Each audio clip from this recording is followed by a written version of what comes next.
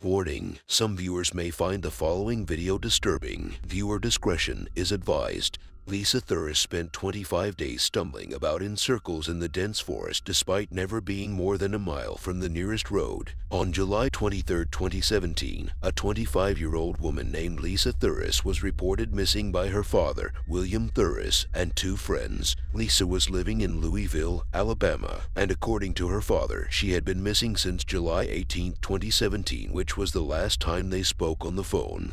During the brief conversation, she told her father that she was just 40 minutes away. Lisa was studying to become a radiologist at the time of her disappearance. Lisa was also living with her boyfriend at that time, but her life took a dramatic turn after their split in February. As a result, she moved back to Louisville to live with her parents and enrolled at community college. Unfortunately, her family reported that, following the tough breakup, she became unpredictable and began staying out late with a bad crowd. Additionally, on June 8, 2017, Lisa attended a friend's court hearing in Coffee County and was allegedly thrown out of the courthouse due to disorderly conduct. When they claimed she continued to cause a disturbance, she was arrested and booked into the county jail before being released on bail. The misdemeanor charge came with a maximum of 3 months in prison or a fine of up to $500. Sadly, this turn of events would ultimately lead everyone to believe that she was initially unreachable by her own choosing.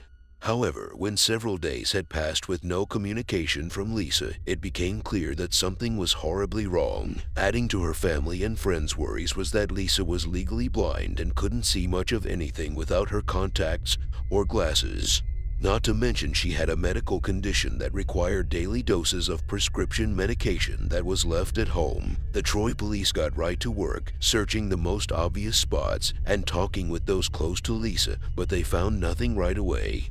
Then, as concerns for her safety began to escalate, investigators learned that the last people known to have been with the young student were two local men named Manly Green Davis and Randall Wade Oswald. According to the police, both men were already on their radar based on previous arrests. But the real breakthrough came when police claimed the duo was linked to a robbery that had just taken place at a remote hunting lodge on Pleasant Hill Road in Midway.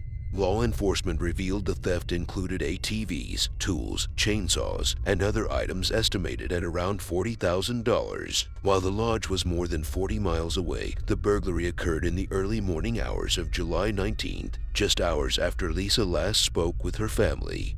Suspicions continued to mount when police caught up with Davis and Oswald. They both confessed to having been with Lisa the night of the robbery, but their accounts of what happened next were wildly different.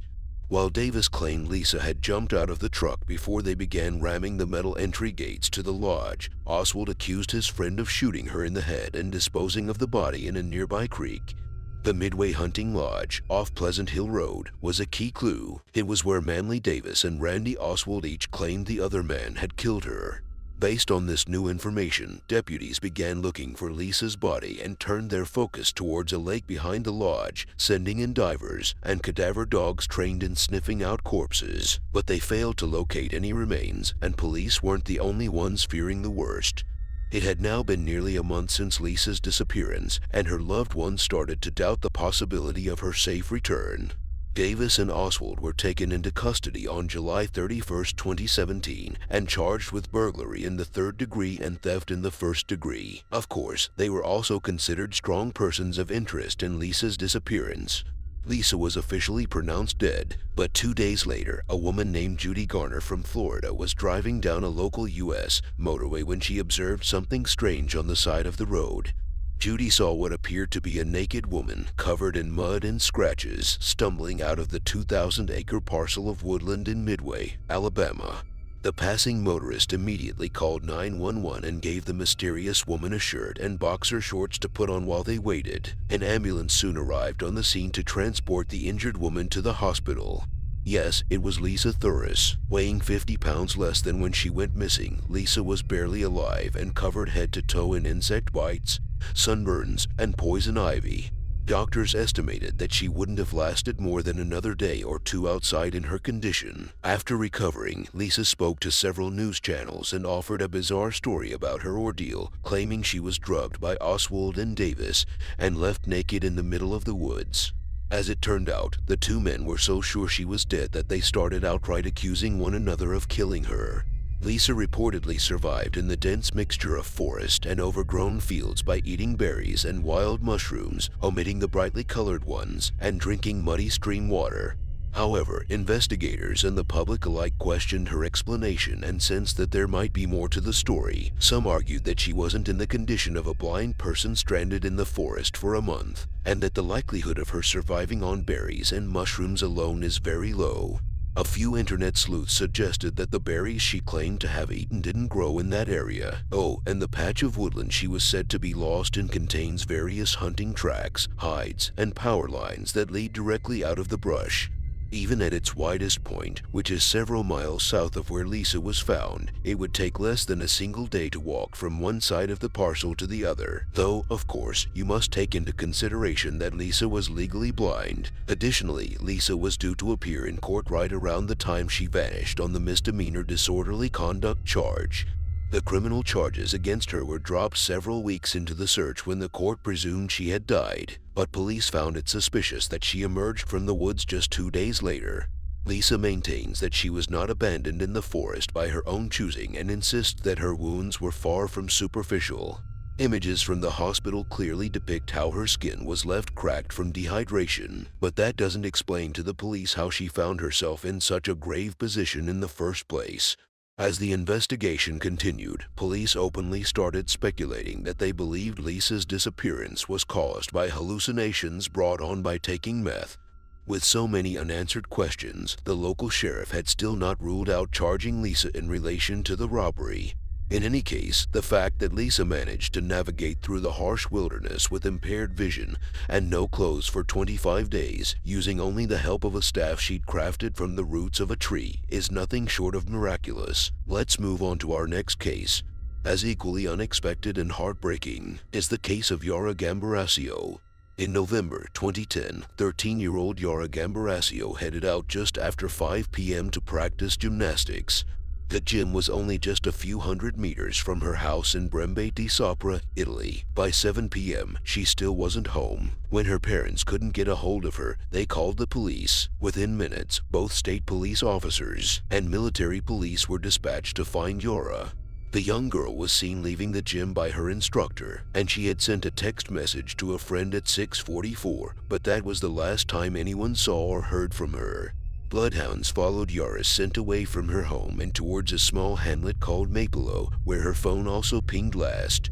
The in-depth investigation to find Yara began with the wiretapping of hundreds of phones. The wiretaps revealed a strange comment made by a Moroccan man named Mohammed Fikri. He was overheard saying, "Forgive me, God, I didn't kill her," by interpreters. Investigators investigated Fikri, only to discover that he had boarded a boat to Tangier. Finding the whole thing suspicious, Fikri was arrested. A blood-stained mattress was found in his possession, and it was assumed something horrible had happened to Yara. Once in custody, it was revealed that Fikri had been mistranslated and the blood wasn't Yara's. A stranger was flying a radio-controlled airplane when he saw something strange among the weeds in a field. After contacting the police when they arrived, it was noted they found a small pair of shoes. It was Yara's decomposed and frozen body. Because of the media attention surrounding the case, the autopsy was conducted by Italy's most famous forensic pathologist. Yara had died from exposure after she was attacked and left in the field. She hadn't been assaulted, but she had a dozen lacerations from a sharp object. There were traces of lime in Yara's respiratory passages and traces of a vegetable fiber used to make rope on her clothing.